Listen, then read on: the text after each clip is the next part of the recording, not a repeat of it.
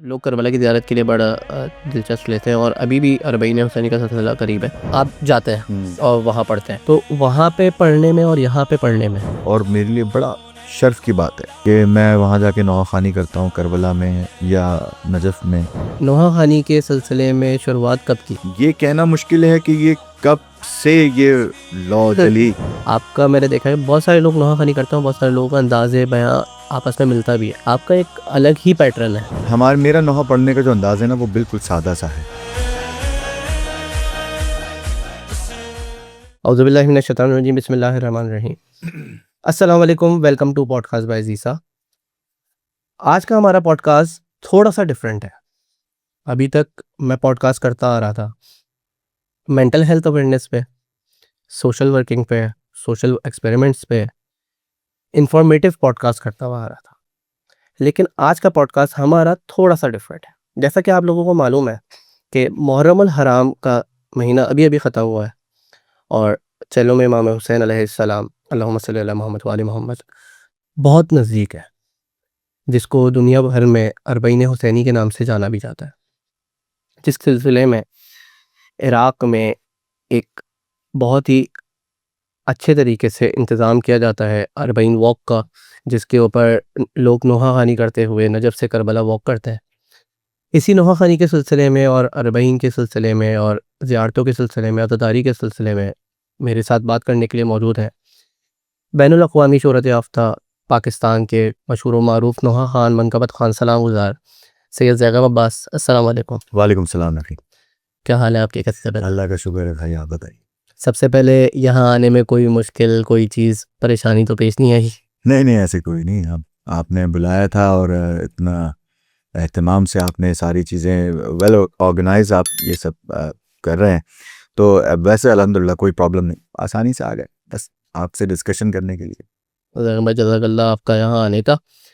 ज़ैगब भाई सबसे पहले एक बेसिक स्टार्ट लूँगा कि नोहा खानी के सिलसिले में शुरुआत कब की? नफ़ी बहुत पुरानी बात है, ज़ाहिर सी बात है कि जब तशय्यो घराने से ज़ाहिर है हम सब हमारा ताल्लुक़ है, तो हम घर में अपने देखते थे कि मजलिस अज़ा मुनक़्क़िद हो रही है और अज़ा ख़ाना सजा हुआ है और उसके बाद फ़र्श अज़ा बिछ रहा है और ख़वातीन की मजलिस हो रही है और फिर महल्ले में एक माहौल था कि अज़ादारी जगह जगह हो रही है।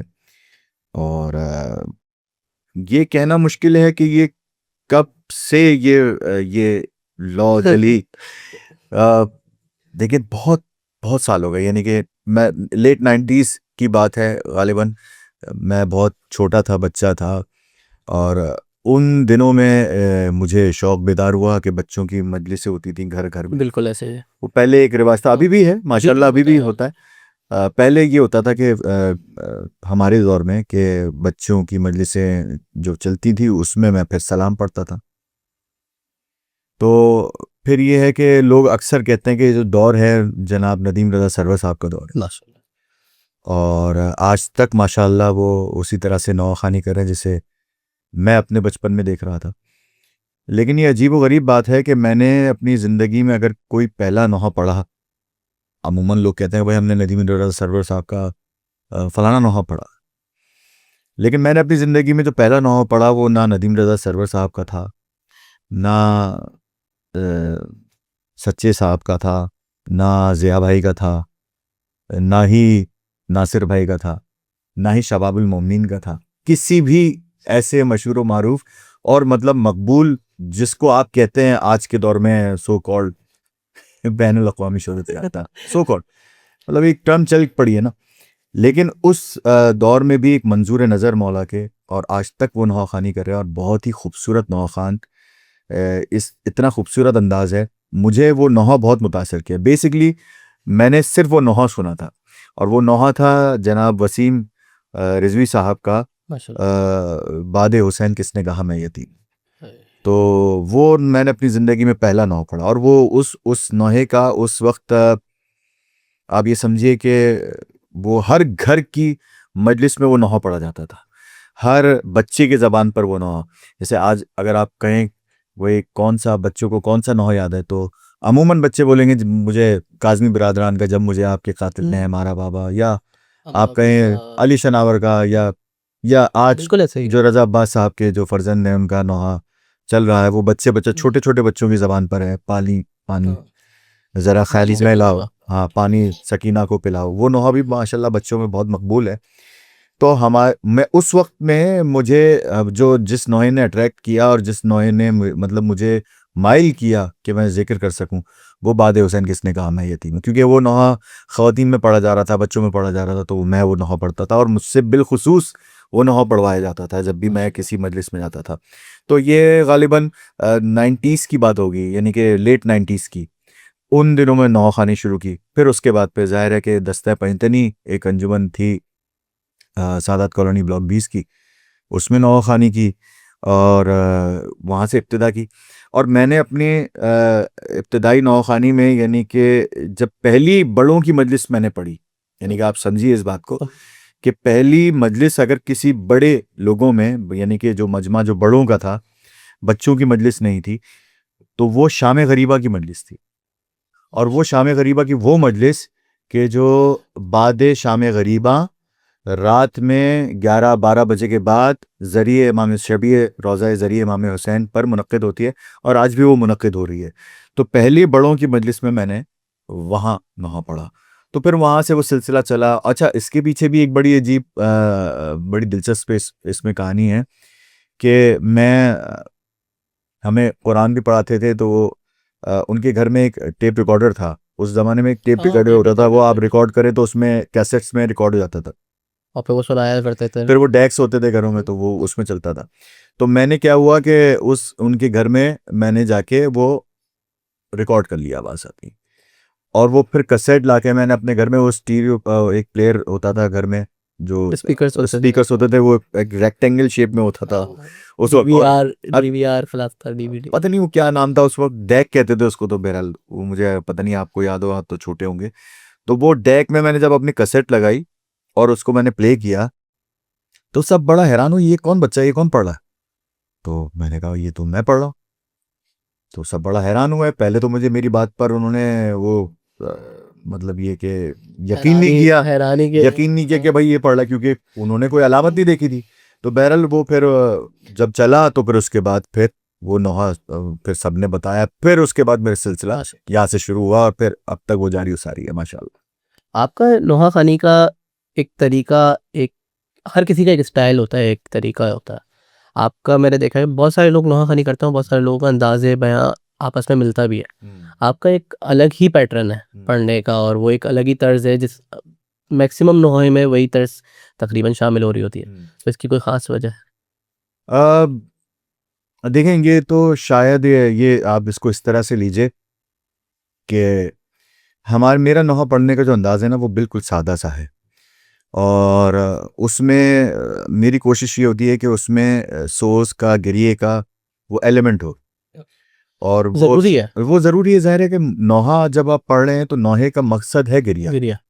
तो जब आप नोहा पढ़ेंगे और उसमें गिरिए का अंसर ना हो, गिरिया ना हो, गिरिया तारी ना हो, खुद पर भी और ज़ाहिर है सामाइन पर भी, तो वो फिर नोहे का मतलब पूरा नहीं होता। यानी कि नोहा आप पढ़ें ऐसे कि लोगों पे गिरिया तारी हो। अच्छा, हो ऐसा नोहा जिसमें सादगी हो, जिसमें सब पढ़ सके। तो मैंने कोशिश हमेशा ये की है, जो अपने बड़ों से भी सीखा, कि नोहा मतलब ऐसा पढ़ा जाए कि जो फर्श अज़ा पर आम सब लोग पढ़ सकें और सबकी ज़बान पर आसानी से आ जाए, और फिर उसको सुनकर लोगों पर फिर इमाम हुसैन से जुड़ जाएं, यानी कि उस मसाइब से जुड़ जाएं, जिस वक्त के हिसाब से, जिस वक्त के हवाले से वो मसाइब बयान हो रहा हो, लोग उधर पहुंच जाएं, वो इमेजिनेशन में, वो एक तासुर में। तो नोहा असल में यही है कि इमाम हुसैन के मसाइब से करीब करना, यानी कि इमाम हुसैन से करीब करना, अहले बैत से करीब करना, यह है नोहा। तो वो मसाइब मैं कोशिश हमेशा यही करता हूँ कि नोहा ऐसा पढ़ा जाए कि जिसमें ये सारे एलिमेंट्स शामिल हों। फिर ज़ाहिर है कि फिर वो मजलिस फर्श अज़ा पर जब पढ़ा जाता है तो फिर उसका एक अलग तासुर होता है। तो ये बाय डिफ़ॉल्ट है ये बात। और ये आप मतलब आप ये अगर आप कहें कि ये जो उंगलियां हैं, इसमें मुख्तलिफ हर इंसान की अलग अलग फिंगर बिल्कुल प्रिंट्स हैं, नकीब साहब की अलग अलग फिंगरप्रिंट्स हैं, जैगम अब्बास के अलग फिंगरप्रिंट्स हैं, और दीगर लोग जो यहाँ पर जो कैमरामैन साहब हैं उनकी अलग फिंगरप्रिंट्स हैं। तो ये अल्लाह ने बनाई नहीं है, बिल्कुल ऐसे ही परवरदिगार की हर जानिब किसी से का बनाई तरीका नहीं है। अलग है। तो तख्लीक, वो जो खालिक कायनात है, उसने हर इंसान की ये जो अंदर जो अलग आइडेंटिटी दी है, इसी तरह से जो जो वोकल कॉर्ड्स हैं, जो गला है, आवाज़ है, अंदाज है, ये भी परवरदिगार ने इंसान के अंदर बाय डिफ़ॉल्ट उसके अंदर ये बात तो है। सिस्टम जो है ना, वो बस आप ये समझे इंस्टॉल किया हुआ है। तो मेरे अंदर वो जो सिस्टम उस मालिक की जानिब से जो इंस्टॉल्ड है, तो वो ज़ाहिर है मैं उस तरीके से पढ़ता हूँ, तो वो मुमकिन है कि वो आवाज़ का ढंग थोड़ा मुख्तलिफ हो, शायद इस तरह से हो ये बात। माशाल्लाह। आपने इस टाइम पे आप माशाल्लाह अंजुमन फ़िदाए अहले बैत की साहिब बयाज़ी कर रहे हैं और अंजुमन फ़िदाए अहले बैत के साथ आप पढ़ते हैं। शबेदारियों का सिलसिला होता है।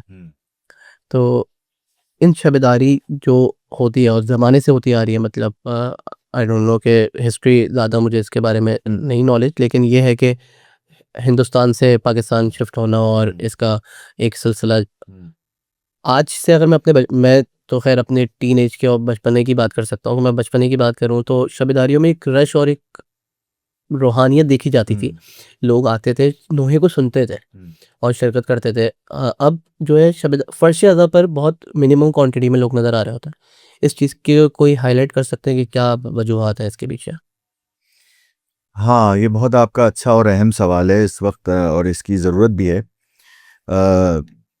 देखिए, बात ये है कि ये सिलसिला, जैसे पहले आपने आपने जो स्टार्ट में गुफ्तगू में कहा कि ये सिलसिला तकरीबन इस ये जो हम शबेदारियाँ जो कर रहे हैं कराची में या पाकिस्तान भर में जहाँ जहाँ हो रही हैं, तो ये तकरीबन 100-150 साल पुरानी तारीख, इससे भी ज़्यादा हो गई, इससे भी यानी कि ज़्यादा हिंदुस्तान से जो आए फिर उन्होंने यहाँ पे वो सिलसिला राइज किया।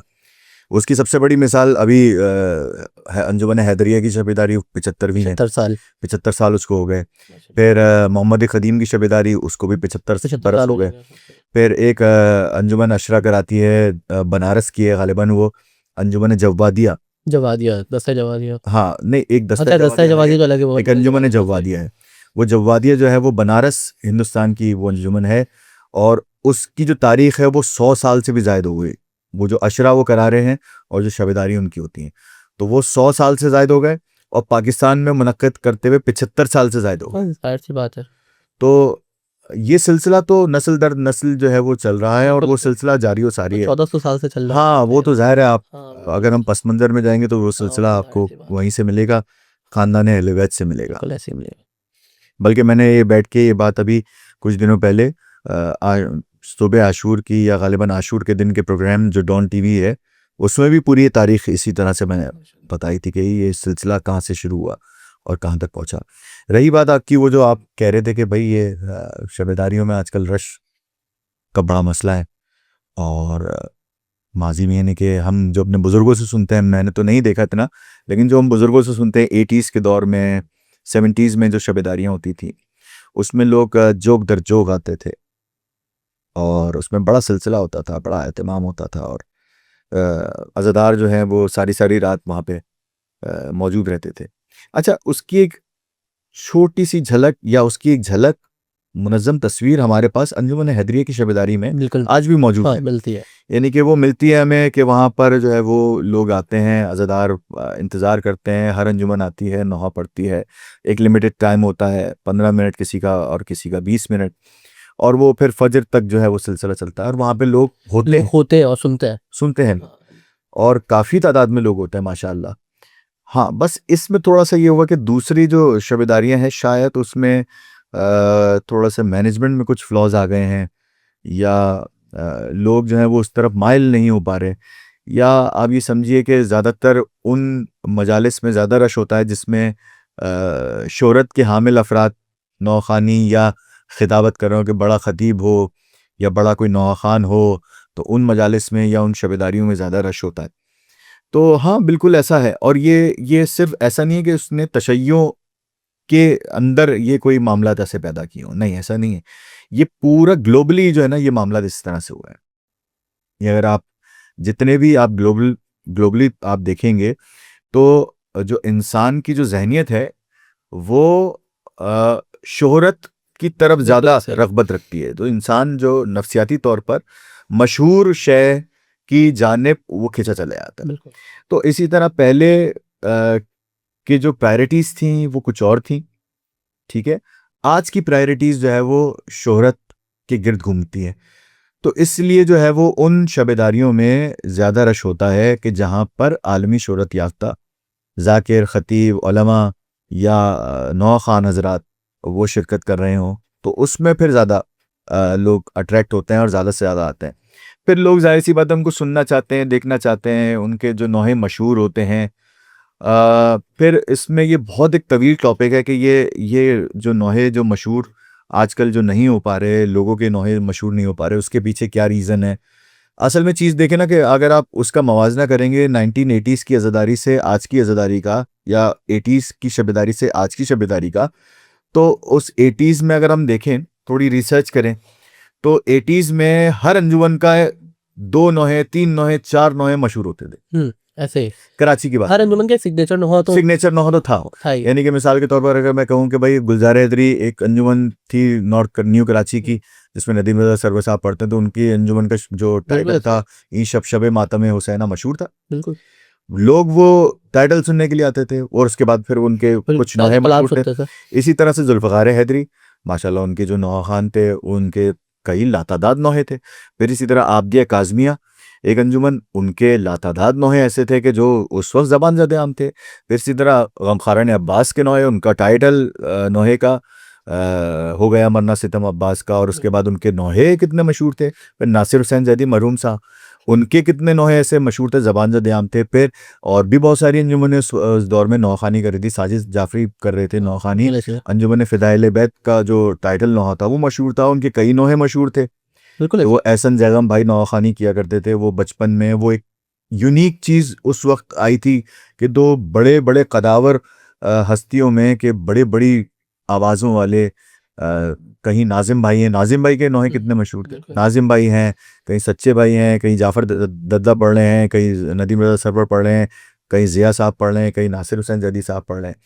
तो उस दौरान जो है वो अंजुमन फ़िदाइल बैत में भाई उन्होंने क्या किया कि 2 बच्चों को लेके आ गए, जो जिनकी उम्र 13 बरस की, बिल्कुल दोनों, कमर भाई और एहसन भाई। भाई 13 बरस के लड़के जोड़ी बना के उनको अनीस पैरसरी साहब ने, और उस वक्त फ़िदाइल बैत के जो बानियान थे नवाब हुसैन जैदी साहब और दीगर, उन लोगों ने उनको बच्चों को खड़ा किया और नौखानी, और बड़े बड़ी हस्तियों में बच्चे पढ़ रहे हैं, तो वो इनके लिए एक बिल्कुल यूनिक सा था। वो भी एक मकबूलियत थी, मकबूल हो गया। उनके कई नौहे ऐसे मशहूर थे जिसकी वजह से लोग उनको सुनने आते थे। अच्छा, मैं जो ये कह रहा हूँ ना कि असल जो रीज़न है कि उस वक्त हर अंजुमन के कई नौहे मशहूर थे। अगर आज वो मॉडल उठा के देखें तो आज कितनी अंजुमनों के, आज यानी कि मैं पुराने नौहों की बात नहीं कर रहा, मैं करंट जो नौहे वो पढ़ रहे हैं, वो कितने नौहे ऐसे हैं जो ज़बान ज़द आम है। वजह क्या है इस बात की?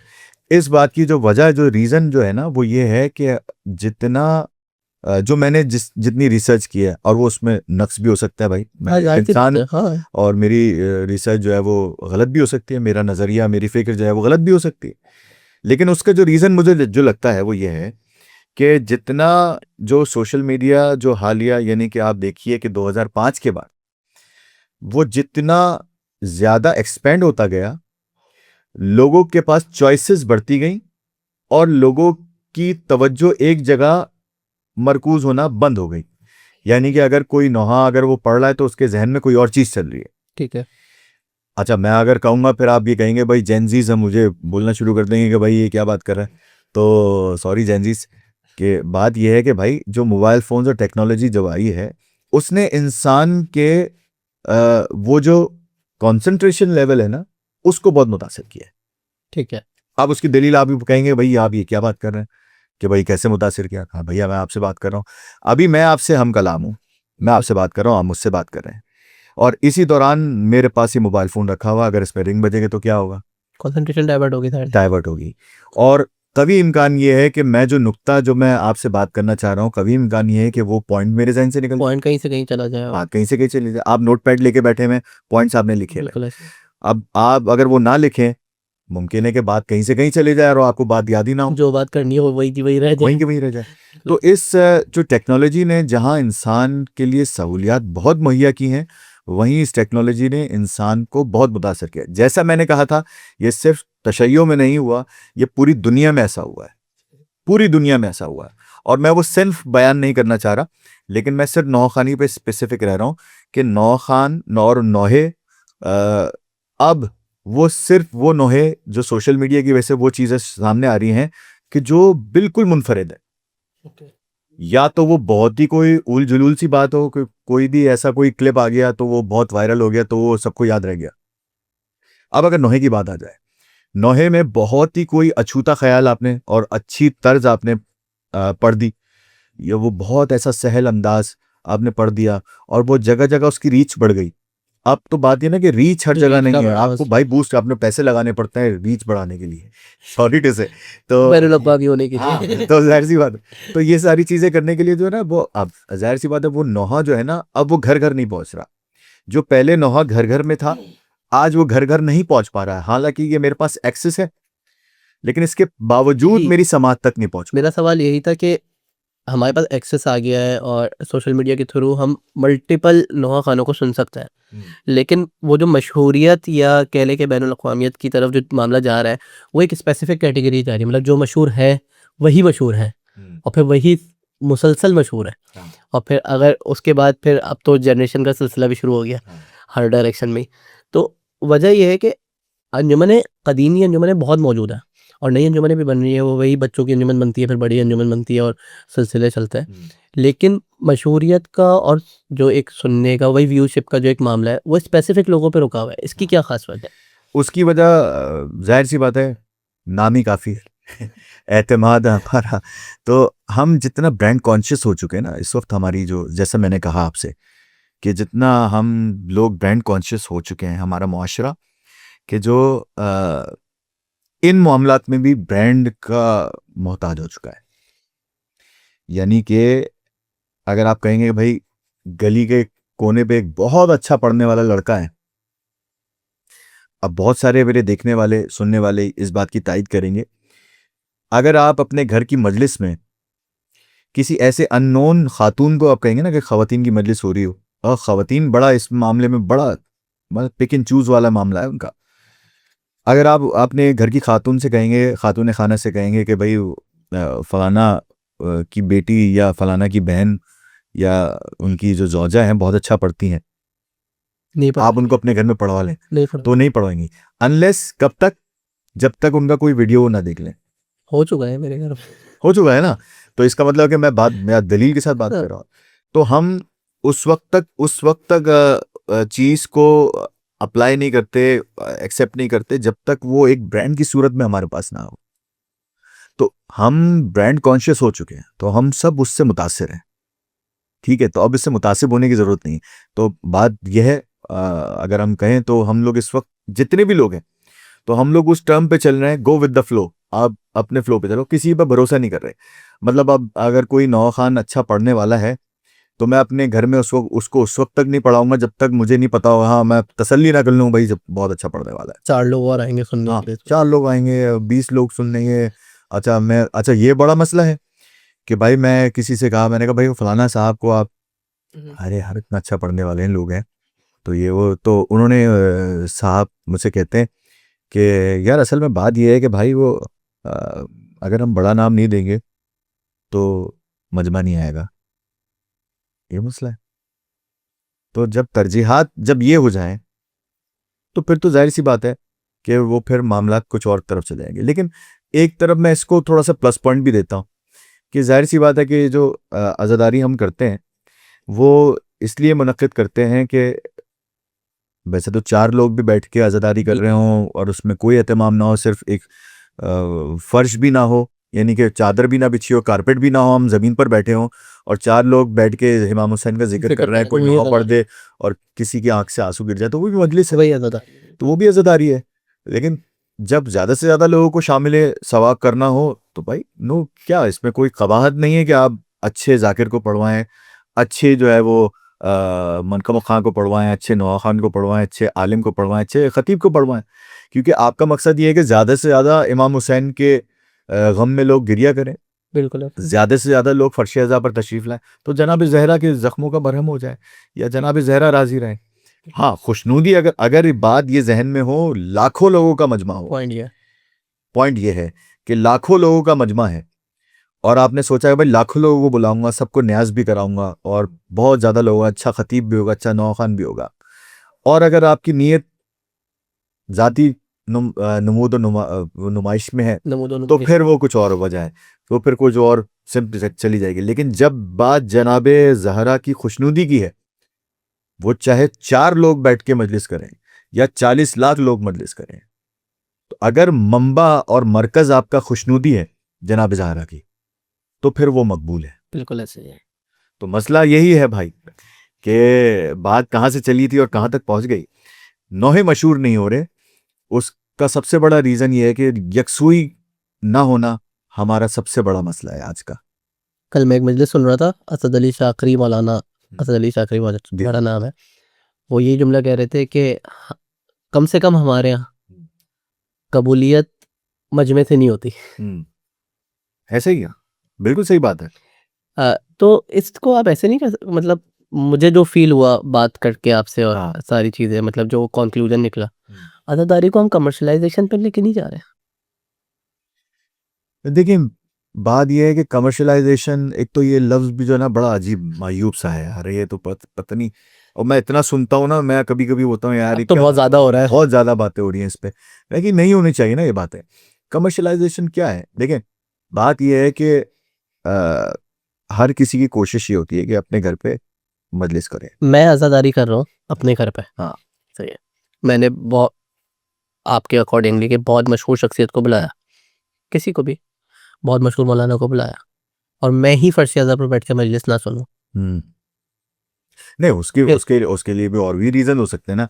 वो एक अलग बात है कि मैं काम में मसरूफ हूँ, सारी चीज़ें, लेकिन मतलब मैंने खुद देखा है और एक चीज़ फील की है। मैं खुद एज अ मेज़बान अगर हूँ, मैं गेट के बाहर खड़ा हूँ और कोई काम नहीं, सिर्फ खड़ा हूँ, अपनी ही गैदरिंग में बातों में लगा हुआ। हाँ, ये गलत बात है, तो ये तो गलत है, क्योंकि जब तक आप खुद फर्श पे नहीं आएंगे, क्योंकि आप जो फर्श बिछा रहे हैं आप उसके हाकिम नहीं हैं, आप उसके खादिम हैं। बिल्कुल ऐसे ही है। तो ये सोच अगर आपके अंदर है ना, तो अब आपका फर्श बिछाना कबूल इंशाल्लाह होगा। मैं मेरी क्या मजाल, लेकिन बहरहाल मैं ये समझता हूँ कि कबूलियत की बात यह है कि आप फर्श के खादिम के तौर पर अपने आप को पेश करें, ना कि उसके हाकिम के तौर पर, क्योंकि वारिस तो सरकार ज़माना है, बिल्कुल ऐसे ही, इमाम ज़माना वारिस है।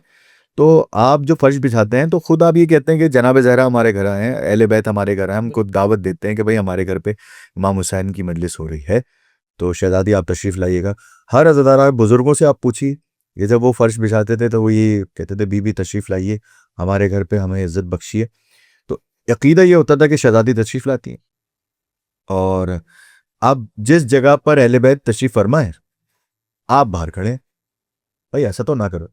यानी कि वो घर, वो जगह, वो अज़ादारी जहाँ पर फर्श अज़ा बिछा हुआ है, जहाँ अज़ादारी हो रही है, जो बानी है, जो फर्श बिछाने वाला है, अगर वो बाहर खड़ा हुआ है ना, तो अगर वो अंदर आ जाए, मजलिस में बैठ जाए, तो आप यकीन करें मजलिस की रौनक में इजाफा होगा। बिल्कुल ऐसे, और ख़ुद आपको भी तस्कीन मिलेगी कि आप जो मजलिस कर रहे हैं, तो आपने जो बुलाया है, अपने पसंदीदा लोगों को मदू किया है, आप उनको बैठ के उनको सुने तो। हाँ सुने। अब अमूमन शबेदारियों में ये होता है कि जो दो अंजुमनें पढ़ रही होती हैं, वो इस्तकबालिया पे सारे लोग होते हैं, फर्श अज़ा पर कोई नहीं होता।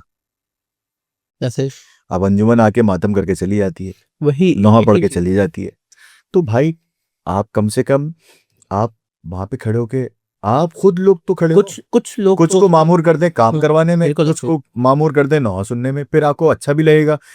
कितने नोहे फिर मशहूर होंगे, यानी कि हर अंजुमन हर साल नोहा पढ़ लिए, नया नोहा पढ़ लिए, लेकिन शबेदारी में आगे पढ़ती को सुनता ही। यही वजह है, मतलब पहले का सिलसिला जो, अगर मैं देखे, मैं बहुत एज वाइज भी और एक्सपीरियंस वाइज भी आपसे कम हूँ, लेकिन मैंने जो एक चीज़ नोट डाउन की ना, वो ये कि पहले एक नोहा मशहूर होता था। जैसे फॉर एग्जाम्पल अंजुमन फ़िज़ाइल बैत की बात करें तो एक नोहा मशहूर था।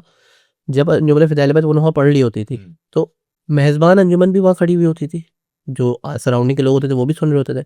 उस नोहे के तवस्सुल से वो दूसरा नोहा सुनते थे, और फिर वो दूसरा नोहा भी जगह जगह पढ़ा जाया करता था, तो जिसकी वजह से वो मशहूरियत होती थी। लेकिन अब ये सिलसिला तकरीबन नज़र नहीं आ रहा। अंजुमन आती है, अपना नोहा पढ़ा और सिर्फ अंजुमन की जो 20 25 30 50 लड़के 100 लड़के साथ हैं उन्हीं को याद है, और फिर उसके अलावा नहीं। तो मैं बल्कि मैं तो ये कहता हूँ नकी साहब कि उनको भी याद नहीं होता माजरत के तो वो साथ। तो एक अलग हाँ वो तो एक अलग बात चले जाएगी फिर। हाँ, उनको भी याद नहीं थी। नहीं ये फैक्ट है ना, बात ये है, हम्म, फैक्ट है। क्योंकि जब आपकी दिलचस्पी नहीं हो ना, देखें मैं ये कहता हूँ कि देखें जब आपने decide, once you have decided, आपने जब डिसाइड कर लिया कि मुझे ये काम करना है, मुझे मजलिस में जाना है, ठीक है, मुझे नहौ पढ़ना है या मुझे मातम करना है या मुझे किसी जाकिर की मजलिस सुनना है, जब आपने डिसाइड कर लिया तो अपने पूरे वजूद के साथ वहां पे हाजिर। बिल्कुल ऐसे। फोन तो बंद कर देना चाहिए मेरे। आप फोन बंद ना करो, साइलेंट कर दो, लेकिन आप कम से कम अपने Concentration. पूरे वजूद के साथ आए, बिल्कुल। मतलब अपनी पूरी तवज्जो रखें। ताकि जैसे पहले हम सुनते थे कि भाई वो मजलिस से जब घर आते थे तो वालिदैन पूछते थे भाई क्या बताइए कि क्या पढ़ा, मौलाना ने क्या पढ़ा, या कौन सी अंजुमन ने कौन सा नौ आज पढ़ा, क्या हासिल किया आपने, क्या आज क्या सीखा, कौन सा नौ सीखा, किस नौ खान ने अच्छा पढ़ा, ये सवाल होते थे भाई। जब घर आते थे तो वो एक रिपीट चल रहा होता था जबान के ऊपर ना, वो नोहे के अल्फाज रिपीट हो ही रहे होते थे। ऐसा ही है। वो तसलसल। खैर कोशिश यही है कि इस चीज़ से आगे बढ़े ये पैगाम। आजकल आजकल क्या ज़माने से लोग करबला की ज़ियारत के लिए बड़ा दिलचस्प लेते हैं, और अभी भी अरबईन हुसैनी का सिलसिला करीब है, तो हर कोई, मेरी भी बड़ी दुआ है कि मौला मुझे वहाँ हाज़िरी के लिए बुलाए और मौला आपको भी बुलाए। तो एक सिलसिला है कि नोहा खान हजरात, जैसे कि अभी आप भी आशूरे पे गए हुए थे और इंशाल्लाह अरबईन का भी आपका होगा, तो आप जाते हैं और वहाँ पढ़ते हैं, तो वहाँ पे पढ़ने में और यहाँ पे पढ़ने में कुछ डिफरेंस महसूस होता है? कोई लैंग्वेज बैरियर्स या कोई ऐसी चीज़ कुछ आपको फील होती है? हाँ, वो ठीक एक है। तसलसल अलग है कि ज़ियारत पे जाना एक ज़ाहिर सी बात है, शर्फ़ की बात है कि हमें ज़ियारत के लिए मौला बुला रहा है। लेकिन ज़ियारत के पॉइंट ऑफ व्यू से हटा के अगर बात की जाए कि आप यहाँ नुआ पढ़ रहे हैं और आप वहाँ नुआ पढ़ रहे हैं, तो आपको कोई डिफरेंस महसूस होता है दोनों में? कोई चीज़ फील होती है कि यार वहाँ पढ़ना है? तो देखें जाहिर सी बात है कि आप अगर आप उस जगह पर जाके नौखानी कर रहे हैं या जिक्र कर रहे हैं कि जो जाहिर है कि जिनकी वजह से ये कायनात बिल्कुल ऐसे ही। की तख्लीक हुई है, और दीन इस्लाम। आले रसूल और उनके रोज़े, और बिलखुसूस करबला मोहल्ला या नजफ़ अशरफ, वहाँ पे पढ़ना और यहाँ पे पढ़ना कैसा है? तो ये बड़ा मुश्किल सवाल है मेरे लिए, इसलिए कि मेरी अगर मैं कहूँ ये बात, हाँ मेरे लिए शर्फ ज़रूर है ये, और मेरे लिए बड़ा शर्फ की बात है कि मैं वहाँ जाके नौखानी करता हूँ करबला में या नजफ़ में। जो ज़ियारत हैं वहाँ पे, जो अतराफ़ की ज़ियारत हैं, जो शहादत गाहें हैं, शहज़ादे की शहादत की जगह कफ़न है या ख़यामगाह है या किला ज़ैनबिया है, तो वो मेरे लिए शर्फ की बात है। और फिर वो हम जब वहाँ पे खड़े होकर पढ़ रहे होते हैं ना, तो हम फिर यही सोच के पढ़ रहे होते हैं कि अब ये वही जगह है जहाँ पे ये सब कुछ हुआ। वो मंजर सामने आंखों के, और तो वो हमें फिर वो सामने, हम जब अपने शहर में जब नौखानी कर रहे होते हैं तो हमारे जहन में वही जगह होती है। अब इस डिफरेंस को समझिएगा आप, कि हम जब यहाँ नौखानी कर रहे होते हैं, यहाँ पढ़ रहे हैं कराची में या कहीं भी पाकिस्तान के किसी भी गोशे में, तो मिसाल के तौर पर अगर जनाब अली अकबर की शहादत का नौ पढ़ रहा हूँ, तो मेरे जहन में मकाम शहादत जनाब अली अकबर है, मेरे जहन में उसकी उसकी तस्वीरें, उसकी उसके विजुअल्स आ रहे हैं, मैं कि वहीं खड़ा हूँ। अगर मैं इमाम हुसैन में नौ पढ़ रहा हूँ तो मुझे करबला में यानी कि 61 हिजरी की करबला को तसव्वुर करके नौ पढ़ रहा हूँ, या मैं रोज़ा इमाम हुसैन में खड़े होकर नौ पढ़ रहा हूँ, मेरा तसव्वुर वही होता है। कोशिश, और हर पढ़ने वाले के जहन में भी यही यकीनन होता होगा।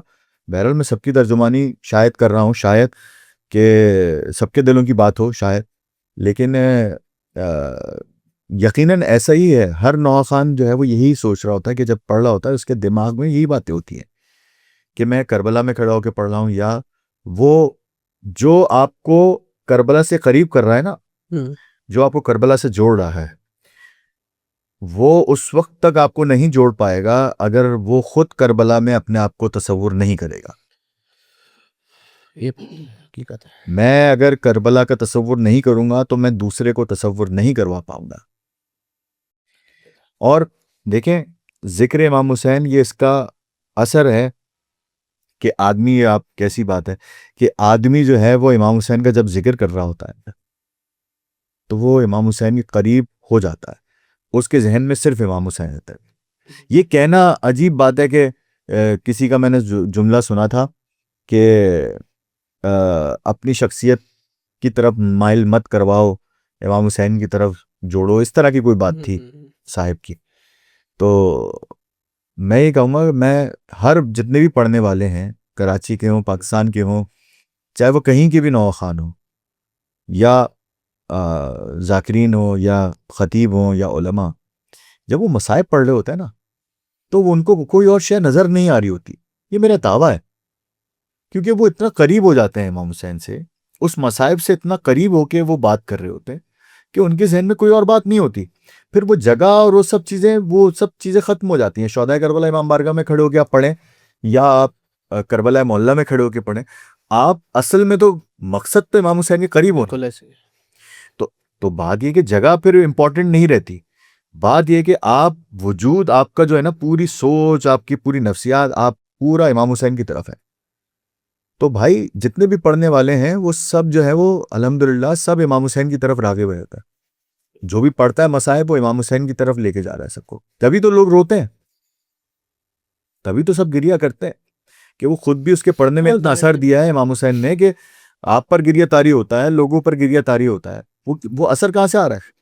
वो इमाम हुसैन से करीब होने का तो आप देखें ना, बिल्कुल ऐसे। वो पूरी उसकी दलील पूरी पूरे ये मतलब आप ये कहिए कि रोशनी ये जो इमाम हुसैन का जिक्र करके जो लोग रो रहे हैं, ये हर किसी के पढ़ने से साफ साबित है। उनकी मजलिस में लोग आ रहे हैं, उनको सुन रहे हैं, रो रहे हैं। इमाम गिरिया हुसैन है इसी चीज़ की मिसाल है। जैसे कि आपने जिक्र किया कि करबला में नोहानी आपने की, और यहाँ पे जाहिर सी बात है तसलसल तो यही होता है कि इंसान की इमेजिनेशन में वही बात हो सारी। और कोई ऐसा वाक़या आपके माइंड में रह गया हो, कोई ऐसी चीज़ जो आपको रह गया हो कि यार मतलब जब हर ज़ाकिर जब पढ़ रहा होता है ज़िक्र करने वाला कोई भी, हम भी करबला, जब अल्लाह का शुक्र है मौला ने मुझे शर्फ़ हासिल किया है कि मैं करबला होके आया हूँ। माशाअल्लाह। और एक कुछ वाक़यात मेरे पास भी ऐसे रह गए थे जो याद रह गए। तो वहाँ जाके मुइज़ात सबने देखा है। कोई आपको ऐसा मुइज़ा, कोई ऐसा वाक़या, कुछ ऐसी चीज़ याद रह गई हो पढ़ते हुए, या फिर आपने अपनी नज़रों से कोई चीज़ देखी हो करबला में? करबला मोहल्ला में बिल्कुल। वैसे तो देखें, अ,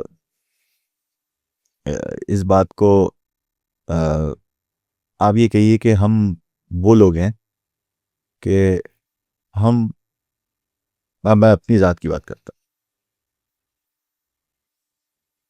करबला में जाके जो है वो हम इमाम हुसैन के दयार में जब मौजूद हैं तो हमें मोज़ा तलाश करने की ज़रूरत नहीं है। बेशक।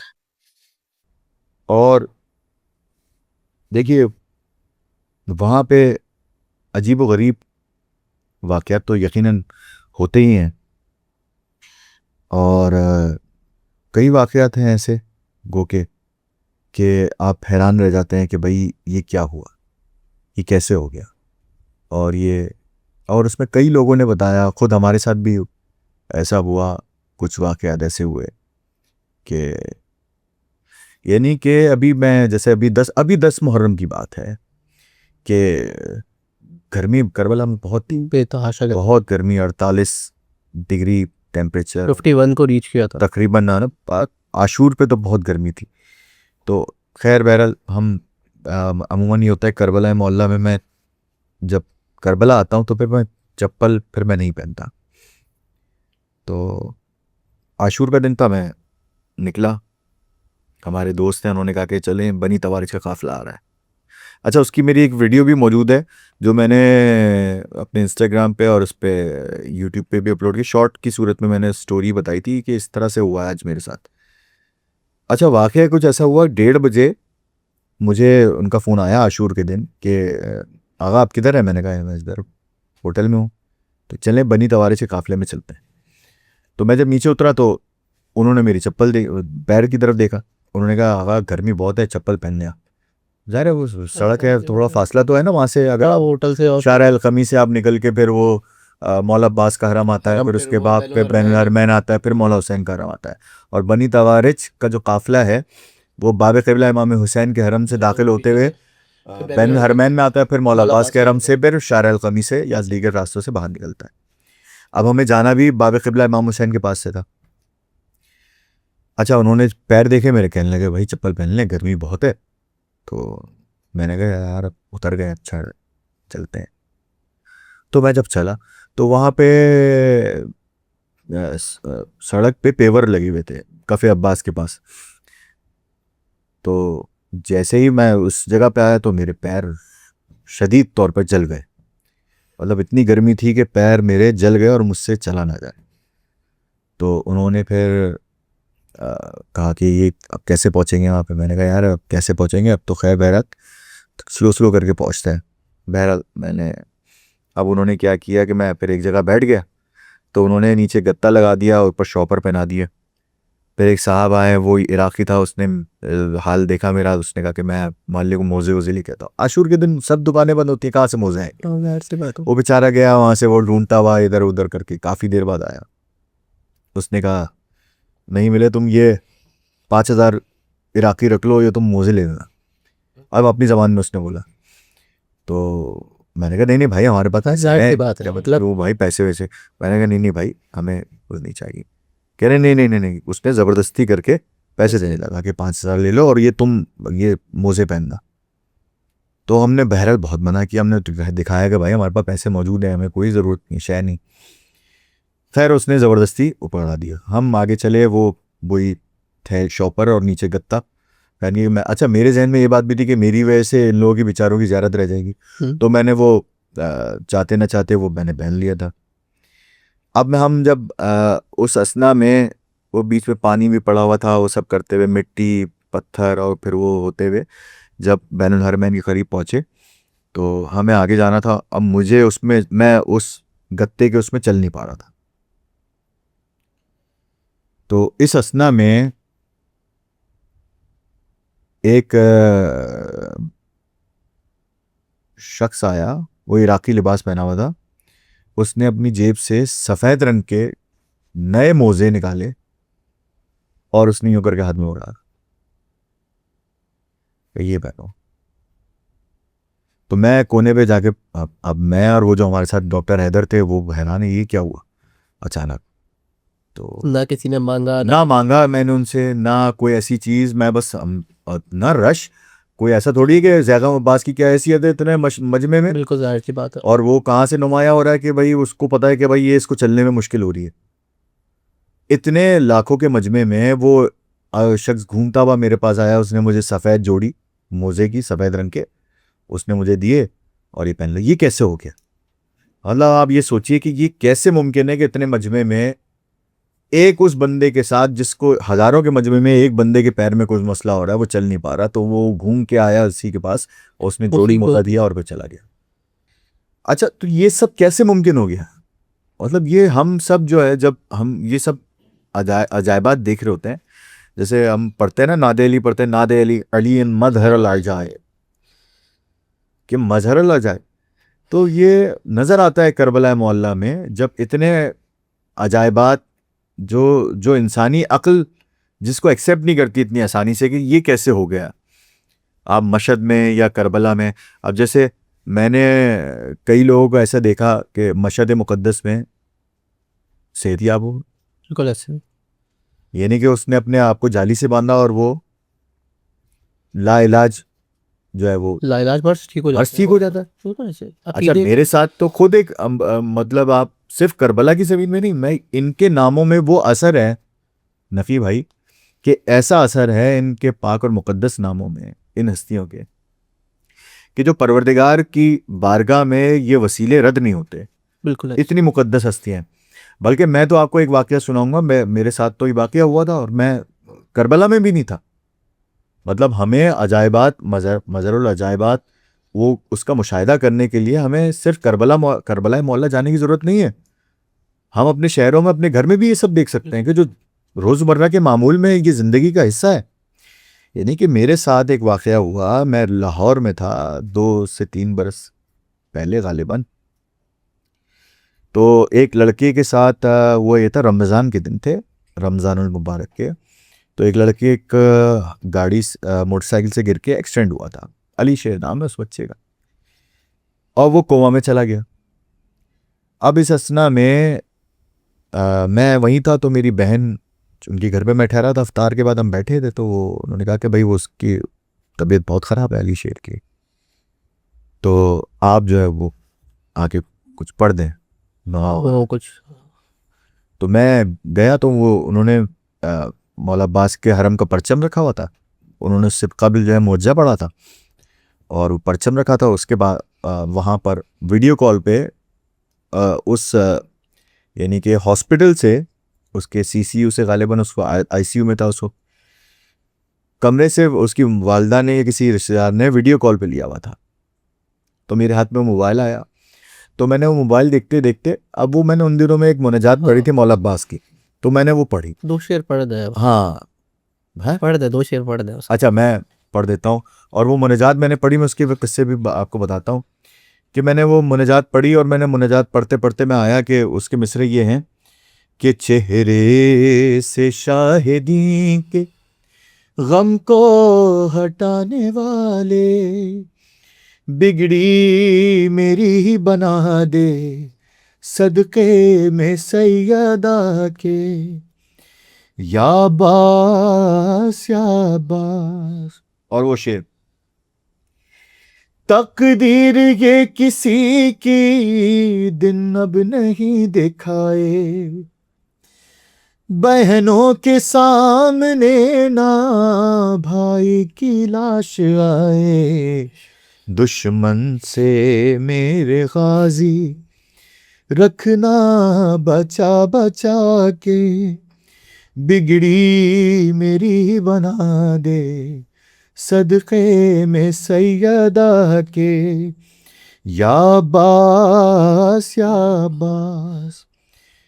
हाय हाय, मैंने ये अशार पढ़ा, ये शेर पढ़ा मैंने, तो उस लड़के ने करवट ली और वो बेदार हो गया। तो हम ये सब, फिर वो तवील एक दास्तान है, फिर मैं गया तो उसने अपना एक वर्जन सुनाया कि मैं एक अंधेरी जगह पे था और मुझे कुछ ऐसे लोग नज़र आ रहे थे कि जो उनके हाथ में कुछ करन नुमा कोई चीज़ थी, वो मुझे अपनी तरफ खींच रहे थे, लेकिन मेरी नज़र एक अंधेरी जगह पर वो एक स्पॉट की जानिब थी, वो एक नूर का एक स्पॉट था। उस स्पॉट में से मुझे या अब्बास की आवाज़ आ रही थी, जो आपकी आवाज़ जो आप पढ़ रहे थे वो मुझे उस जगह से आवाज़ आ रही थी। तो मैं उस नूर के स्पॉट की तरफ चलता गया, जब मैं उसकी तरफ चलता गया तो वो स्पॉट बड़ा होता गया और फिर मैं होश में आ गया। इस तरह का उसने मुझे, जब मैं 2 साल 3 साल बाद जब मैं लाहौर गया, जब वो उसने मुझे, उन लोगों ने मुझे अपने घर पर बुलाया, इस फैमिली ने, तो फिर उस बच्चे ने मुझे ये पूरी जो उस पर बीती, जो उसका वर्जन था, एक तो हमने देखा, जो हमने अपनी आंखों से देखा कि वो कोमा से बेदार हो गया, मौला अब्बास का जब मुनाजात पढ़ी गई, जब मौला अब्बास का वास्ता दिया गया और बीबी का वास्ता दिया गया मौला अब्बास को, और एक वर्जन उसने सुनाया कि उसके साथ क्या हो रहा था, वो कैसे बेदार हुआ। तो ये सुनकर जो है ना, ये हम फिर हमारा यकीन कामिल हो जाता है कि इन हस्तियों पर कि और मजबूत हो जाता है। इतनी मुकद्दस और इतनी पाक और इतनी करीम हस्तियां हैं कि जो अपने बंदों को कभी तन्हा नहीं छोड़ती।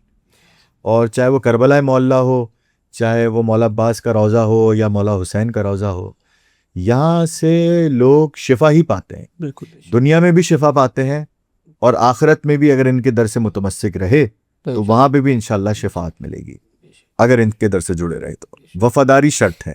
हाँ, वफादारी तो सर शर्त है।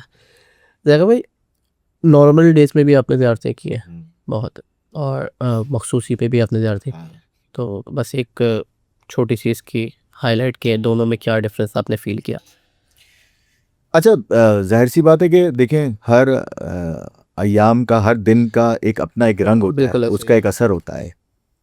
अब आप अगर करबला आप जाइए आशूर पर, तो आशूर पे करबला एक अलग करबला का माहौल है, करबला में बहुत अज़ादारी है, पुरसा है वहाँ पे, हर ज़बान में अज़ादारी हो रही है, बेशक हर ज़बान में, चाहे अंग्रेज़ी हो, अरेबिक हो, फ़ारसी हो, उर्दू हो, पंजाबी हो, मुख्तलिफ अक़साम के, हर कोई अपने अपने अंदाज से, अफ्रीकी हों, मैं तो कहाँ गुजराती, हिंदुस्तानी, हाँ कितने लोग देखे हमने वहाँ पे, हर कोई अपने अपने अंदाज से इमाम हुसैन की मजलिस कर रहा है। और फिर आप जब आप ऐसे अय्याम में जाते हैं जब नॉर्मल डेज हों या खुशी का अय्याम हो, बिल्कुल ऐसे। तो उसमें करबला मुख्तलिफ होती है। जैसे शाबान के महीने में या रजब के महीने में नजफ़ में एक अलग माहौल होता है। वहाँ पे बाकायदा यानी कि मौला कायनात की आमद को, मौला कायनात के दुनिया में तशरीफ़ आवरी को जिस तरह से शुक्र के तौर पर मनाते हैं, जैसे शुक्र होता है कि परवरदिगार ने ऐसी हस्तियाँ हमें अता की कि जिनके दर से हम जुड़ जाते हैं तो हम फला पा जाते हैं। तो इसी तरह करबला मोहल्ला में भी। अच्छा, फिर आप अगर नॉर्मल आम अय्याम में जाएंगे तो करबला आपको या नजफ़ आपको ऐसी मिलेगी कि वहाँ पे सिर्फ तवस्सुल है। यानी कि आप वहाँ जाएंगे तो आपको ऐसा लगेगा कि ये हस्तियाँ, इनके जो दर हैं यहाँ पर सिर्फ और सिर्फ इंसान की फलाह के लिए दर मौजूद है। यहाँ से सिर्फ फलाह है इंसान के लिए। हर इंसान जो भी है, वो चाहे किसी भी तबके का हो, यानी कि वो ज़रूरी नहीं है कि वो शियाई जाए वहाँ पे, वहाँ पर अहले सुन्नत बिरादरी, वहाँ पे जो है वो हिंदू बिरादरी, ईसाई, हर कोई आता है इमाम हुसैन के दर पर, मौला अली के दर पर, अपने आप को जोड़ने के लिए और उससे करीब करने के लिए, अब ताकि वो उससे करीब हो जाए। तो ये हस्तियाँ जब ज़ाहिरी तौर पर दुनिया में थी तब भी इन हस्तियों ने यही किया कि जितना अपनी ज़ात से आइमा मासूमीन ने, अहले बैत अलैहिस्सलाम ने जितना आलम इंसानियत को फ़ायदा पहुँचाने की कोशिश की, उतना कायनात में मोहम्मद आले मोहम्मद के सिवा किसी ने नहीं किया। इतनी करीम हस्तियाँ हैं कि मोहम्मद आले मोहम्मद रसूल खुदा और सल्लल्लाहु अलैहि वसल्लम इतनी शफीक, इतनी मोहब्बत, इतनी प्यार इन्होंने लोगों को दिया। और यानी कि जब पर्दा भी फरमा रहे हैं तब भी ये कह रहे हैं कि फला पा जाओ, आओ हमारी तरफ आ जाओ, या ये कह रहे हैं कि हमसे जो पूछना चाहे पूछ लो, जो हाजत हो वो हमसे कहो, हम तुम्हारी हाजत पूरी करें। तो मतलब ये ऐसी हस्तियां हैं कि आप आम दिनों में जाओ या अय्याम सोग में जाओ, आपको कुछ ना कुछ मिलता ही है वहाँ से। और दुनिया यानी कि ज़ाहिरी दौलत भी आपको वहाँ मिलेगी, आपको इखलाकी दौलत भी मिलेगी, आपको रूहानी दौलत भी मिलेगी। ये दो डिफरेंस है। अगर एक शख्स जो कि शिया कम्युनिटी से ताल्लुक़ नहीं रखता है, अहले शिया नहीं है, वो अगर करबला जाना चाहे तो आप क्या रेफ़र करते हैं, किस दौरानिए में जाना चाहिए? अरबईन के वक्त में जाए? उससे तो जब आपकी हाजिरी हो, आप वो तो बुलावे के बगैर तो, ऐसा नहीं है। किसी की हाजिरी ही नहीं है ना बुलावे के बगैर। ये तो वो वाहिद इबादत है जिसके लिए मुसलमान होना भी ज़रूरी है। हाँ, सही बात। तो वो आप कभी भी जा सकते हैं, कोई पाबंदी नहीं है। हाँ, अगर आप ये चाहते हैं, मेरा मशवरा ये है, अगर आप ये चाहते हैं कि मैं जब इस दर पे पहुंचूं तो मैं ज़्यादा से ज़्यादा हरम में वक्त गुजारूं, तो फिर आप आम दिनों का इंतखाब करें। अगर आप ये चाहते हैं कि मैं पुरसे के लिए जाऊं तो आप आशूर पे जाएं। अगर आप ये चाहते हैं कि मैं इज्तिमा में इमाम हुसैन के दर पर करोड़ों लोगों के साथ लब्बैक या हुसैन का नारा लगा, तो आप अरबईन पे जाएं जब आप चाहें। लेकिन बात यह है कि इमाम सादिक ने फरमाया कि हमारा मोमिन, हमारा जो चाहने वाला होगा, कभी भी मेरे जद इमाम हुसैन की ज़ियारत से मुंह नहीं मोड़ेगा। मौला ने फरमाया कि नमक से रोटी खा लेना, लेकिन मेरे जद इमाम हुसैन की ज़ियारत को तर्क ना कर। तो इमाम की ताकीद है, सख्ती से भी फरमाया मौला ने कि इतना अपने आप को सख्ती में डालो, लेकिन पैसे बचाओ, जमा करो और ज़ियारत पे आओ। इतनी फजीलत बयान हो, और यही फजीलत मौला कायनात के रोज़े की ज़ियारत की भी है, और यही रसूल खुदा के रोज़े की ज़ियारत की। तो ये हस्तियां ऐसी हैं कि आप इनके दर पर जाएं। आप, दुनिया पागल हो रही है, डिप्रेशन ज़्यादा माहौल में जी रही है, यहाँ जाओ, अपने डिप्रेशन का बिना गोलियों के इलाज करवाओ। हाँ, ये बात तो है। मेडिसिन के साइड इफेक्ट, हाँ, और क्या, मेडिसिन के साइड इफेक्ट भी ले रहे हो। यहाँ तो तुम्हें दुनिया भी दे रहे हैं वो, वहाँ तुम्हें आखिरत भी दे रहे हैं। तो क्यों फिर इमाम हुसैन के दर को छोड़ें, क्यों फिर मौला कायनात के दर को छोड़ें? तो ज़िंदगी वहाँ ना बसर करें, तो अज़ादारी वहाँ करें जाके, नमाज वहाँ पढ़ें जाके, मौला कायनात के दर पे पढ़ें, कभी करबला पढ़ें, कभी रसूल खुदा के जवार में पढ़े। बिल्कुल, मौला हम सबको वहाँ पे जाने की तौफीक अता फरमाए, हमारा अल्लाह वाला। वापस नोहा खानी पे आते हैं, थोड़ा सा शहर कराची वापस आते हैं। हाँ नोहा खानी का सिलसिला जो एक चलता आ रहा है, इंडिविजुअल नोहा खानी और वो संगत वाला माहौल, जो मैंने तो अपने बचपन में इंडिविजुअल नोहा खानी बहुत ज़्यादा देखी है और मैं इस चीज़ का इंतखाब नहीं कर सकता। कब से कराची में एंटर हुआ, लेकिन अब कराची में संगत वाला माहौल बहुत ज़्यादा एंटर। पहले एक ही बड़ी अंजुमन सुनने में आती थी कि अंजुमन शबाबुल मोमिनीन, अंचोली में अगर बात करें तो अंजुमन तंजीम कारवान में जब हुआ करती थी, लेकिन इस वक्त बेतहाशा नाम सिर्फ अंचोली से ही, फिर जाफर तैयार से, फिर मलिर से, कोरंगी से संगत वाला माहौल बढ़ता जा रहा है। और वो जो आपने एक शुरू में बात की थी कि बच्चों की अंजुमन, वो सिलसिला तो ना होने के बराबर ही काफ़ी। तो इसके पीछे क्या वजह है, मतलब ये क्यों ये निज़ाम एंटर हो रहा है और क्या ये फ़ायदेमंद है हमारे लिए, या आपको क्या लगता है? देखिए ये तो आज़ादारी का एक सिलसिला है। बेशक मैं इसलिए ये कहता हूँ कि देखें आज़ादारी का सिलसिला है, चाहे वो संगतदारी में हो, चाहे वो जैसे संगत बना लेते हैं, मातमी संगत बना लेते हैं, मातमी एक हल्का बना लेते हैं। तो पहले लोगों में, पहले जो बच्चे थे जैसे हमारी एज के या आपकी एज तक के, और अब तो खैर वो ज़ाहिर दूसरी जनरेशन है, तो उस एज में जब जो भी लोग मातम का इरादा करते थे तो वो मजलिस का इरादा करते थे या हल्का बनाने का इरादा करते थे, तो सिंगल नौखानी, सिंगल हाथ की मातमदारी। हाँ, एक लड़का नौखानी करता था, बाकी सब मातमी होते थे। अब वो दौर चेंज हो गया माशाल्लाह, सब चाहते हैं कि नौखानी भी करें और फिर वो जो है वो उसमें दो हाथ का पुरसा भी पढ़ें। तो वो उसमें ज़्यादा जो हमारी जो यूथ है वो ज़्यादा उसकी तरफ अट्रैक्ट हो रही है। उसकी बहुत सारी वजूहात, मैं फिर वही कहूँगा कि जो हमारी बात जहाँ से शुरू हुई थी वही बात है। अगर हमारे जो हमारी जो सिंगल हाथ की अंजुमनों की जो नौहे अगर वो ज़्यादा मशहूर हो रहे होते तो यकीनन लोग उस तरफ ज़्यादा आ रहे होते। ठीक, मिसाल के तौर पर अगर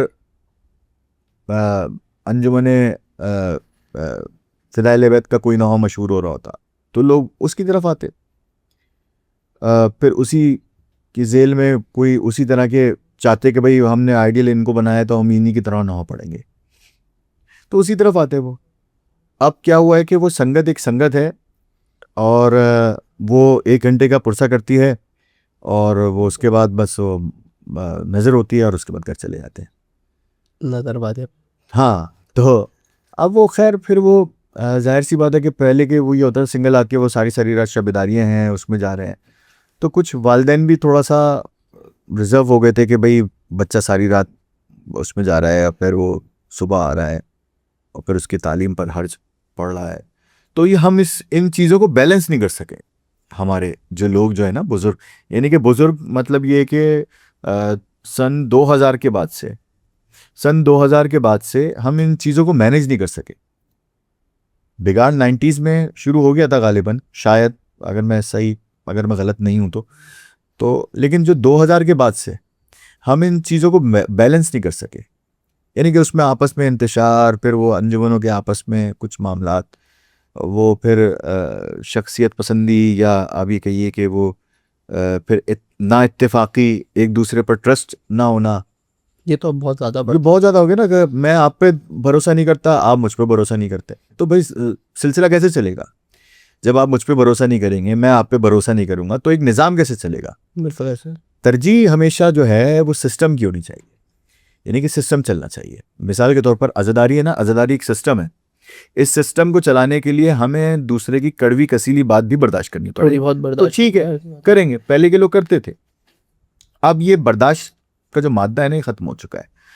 तो क्या हुआ कि अब वो चीज़ें ख़त्म हो गई, तो फिर अब लोगों ने कहा कि भाई ये क्या, फिर वो नौहे मशहूर नहीं हो रहे, फिर नौहे मशहूर नहीं हो रहे, तो फिर वो ज़ाहिर है अंजुमनें टूटती जा रही हैं, मातमी इस पर कम होते जा रहे हैं और बहुत ज़्यादा कम हो गए। अब लोग उस तरफ आ नहीं रहे, वो दो हाथ की तरफ ज़्यादा जा रहे हैं।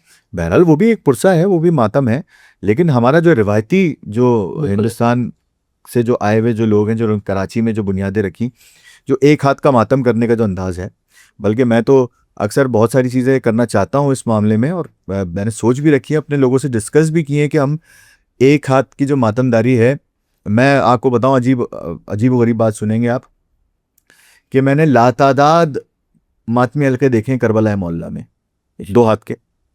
आपने देखा होगा कि भाई लाहौर से आ रहे कटरी वाले हैं, चकवाल वाले हैं, तो फलाना है, तो कराची से भी जो जा रहा है वो 2 कराची से 2 हाथ का रहा है। मातम कर रहा है, लेकिन आपने वहां पे कोई 1 हाथ का हल्का नहीं देखा। नहीं दे रहा। ना 1 हाथ की कोई मातमी अंजुमन आज तक करबला मोहल्ला में, मिसाल के तौर पर फिदाइल बैत जो है वो करबला मोहल्ला पूरी पहुंची है। आपने सुना है? आपने सुना है रज़ा हुसैनी जो है वो पूरी करबला मोहल्ला पहुंची है? सुना आपने? गम खारन अब्बास करबला मोहल्ला पहुंची हो, या जुल्फ़िकार हैदरी करबला मोहल्ला पहुंची हो? नहीं सुना होगा आपने, क्योंकि हुआ ही नहीं ऐसा। सिर्फ उनके नौहा खान जाने, नौहा खान पहुंच रहे हैं, मसला ये है। सिर्फ नौहा खान जाने। अच्छा, नौहा अपने खान बोल जा रहे रहे हैं, हैं, वो आपको इंडिविजुअल कैपेसिटी में जाने।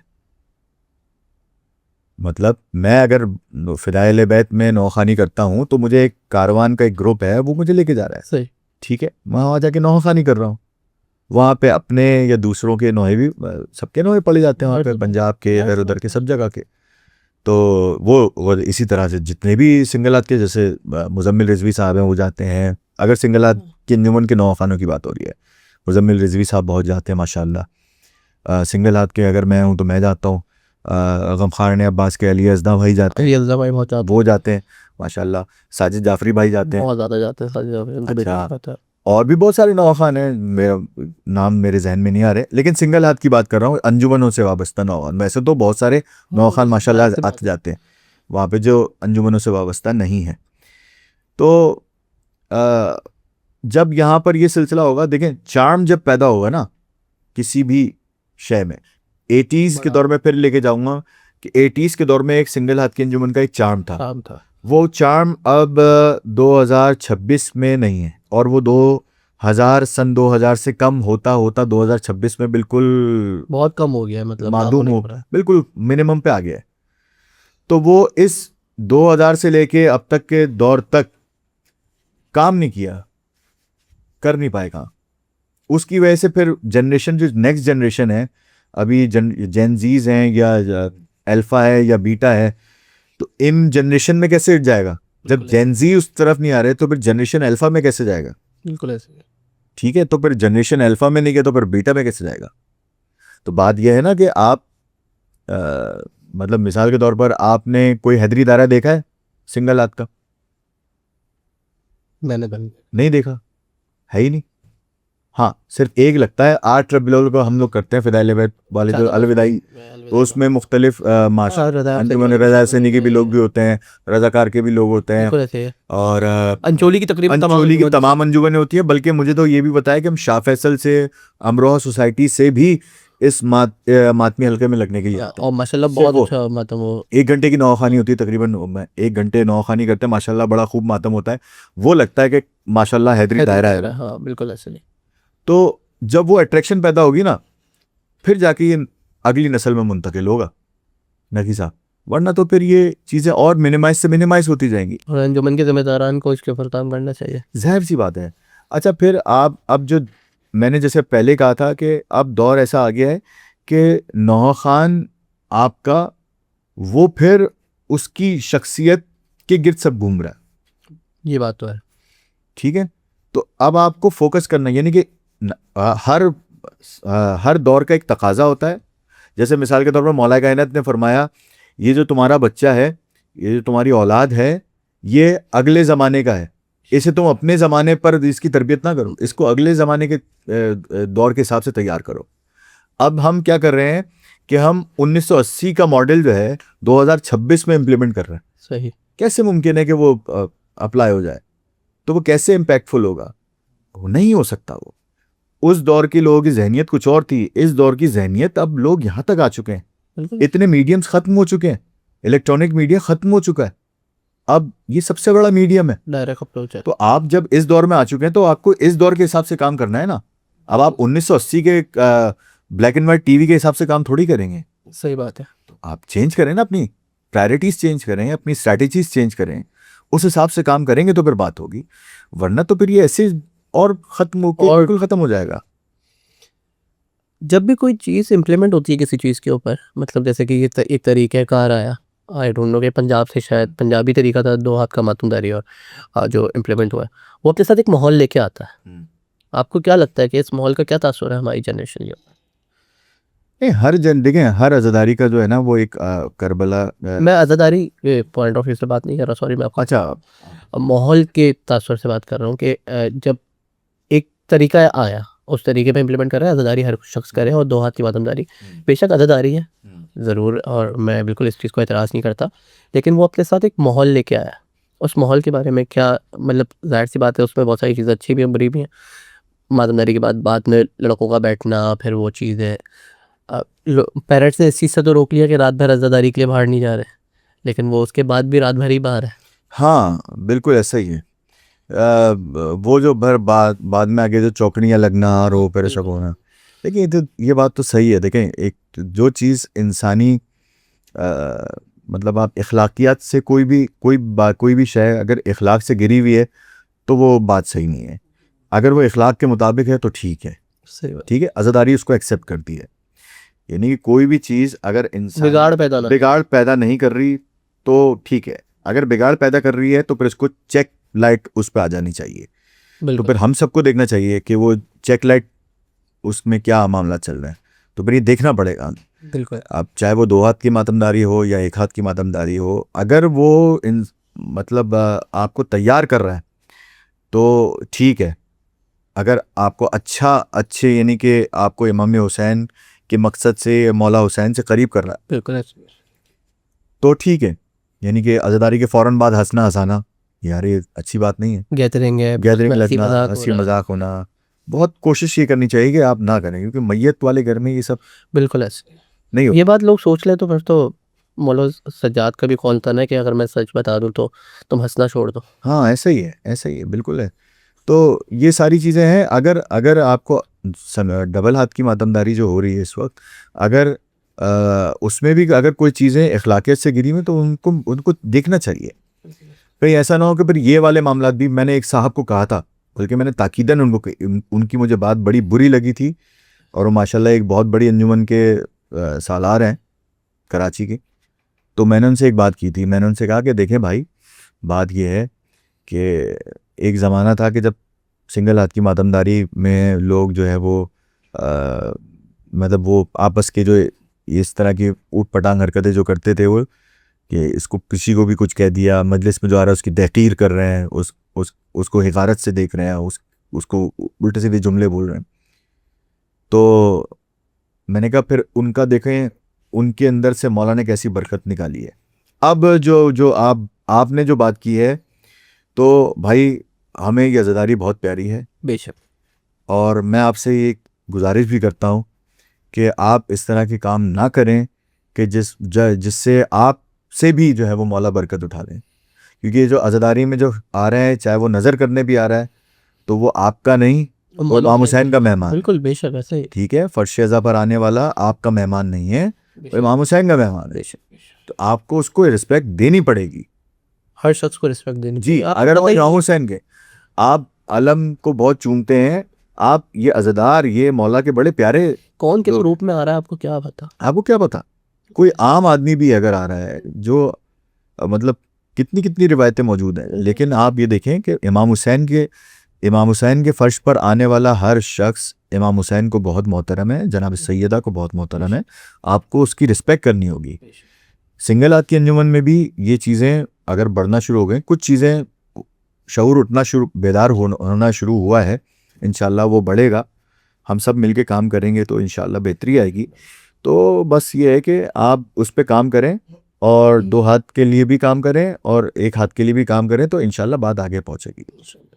चले आखिर में एक बस लास्ट सवाल और उसी के ऊपर इख्तिताम करेंगे कि आपके माशाल्लाह बेताशा नुहे हैं और मैं तो सुनते ही आ रहा हूँ, आपको खुद कौन सा नुहा इस वक्त के दिल के बड़े करीब है कि मैं आप मतलब अकेले भी अगर घर में तो मैं यार ये पढ़ूँ, होता है ना एक बंदा पढ़ रहा होता है घर में भी, दिल के बड़े करीब होता है कोई ना। हाँ, वैसे तो बहुत सारे नौए हैं, ज़ाहिर है कि कोई एक नौहा पॉइंट आउट करना तो मुश्किल है, लेकिन बहुत सारे नौहे हैं जो कि बहुत जो दिल के बड़े करीब हैं। लेकिन उनमें से अगर आप एक नौहा कहेंगे तो मुश्किल है उसमें। लेकिन बहरहाल जनाब सकीना का एक नौहा जो 2 साल मैंने पहले मैंने पढ़ा था, वो बहुत ज़्यादा मुझे उसमें बड़ा एक अभी समझिए कि बड़ा करीब महसूस होता है कि मसाइब से बहुत ज़्यादा करीब आ जाते हैं। कोई यतीम तो उस जनाब सकीना का नौहा है, मेरे जैसे कोई भी यतीम। सुनाते हैं थोड़ा सा, मैं बस आखिर में वो सुना देता हूँ। सो आप सुना दे वहाँ पे। राह में जब किसी ने सकीना कहा, एक यतीमा के दिल से ये आई सदा, मेरे जैसी कोई भी यतीमा नहीं, जब से बाबा गए मैं सकीना नहीं, मेरे जैसी कोई भी यतीमा नहीं।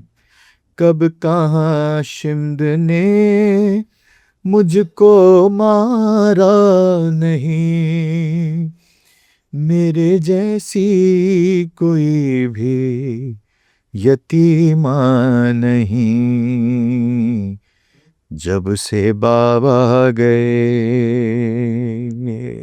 लक्मा सलीला। अल्लाह से। तो जैगम भाई बस आने वाले नुहा खानों के लिए एक पैगाम।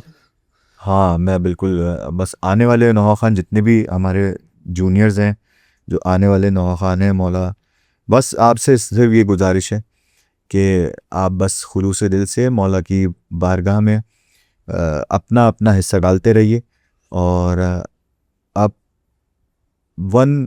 यानी वो कहते हैं ना कि ओवर द नाइट सक्सेस हासिल करने की कोशिश ना कीजिए, बल्कि मुस्तकिल तौर पर अपने आप को एक अज़ादार के तौर पर कोशिश कीजिए कि आप पहचाने जाएं, और आप खुलूस दिल से जब भी मजलिस में आए तो मौला का नौहा पढ़ें, और चाहे ख़ुद बनाएं चाहे किसी का पढ़ें, लेकिन जब भी पढ़ें दिल से पढ़ें।